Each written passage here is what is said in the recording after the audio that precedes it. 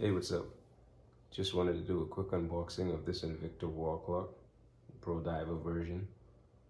Um, Not gonna be a long video. Just really wanted to show you guys what it looks like. So basically, this is the box that it comes in.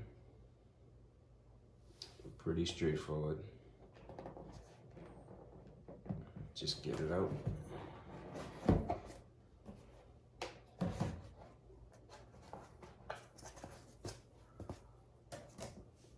Basically, this is what it looks like. So, it's pretty nice. It's not a automatic, it's actually a quartz, but it has a roll, a sweeping movement. But like I said, it's a quartz movement. If you look on the back, you can see it's like basic, any basic wall clock. So it's a 14-inch in diameter.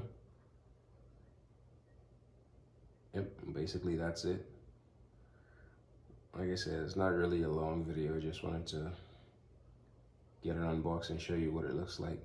This was $34 directly from Invicta, so it didn't cost too much. And yep, so if you like this video, just give me a thumbs up, share, subscribe.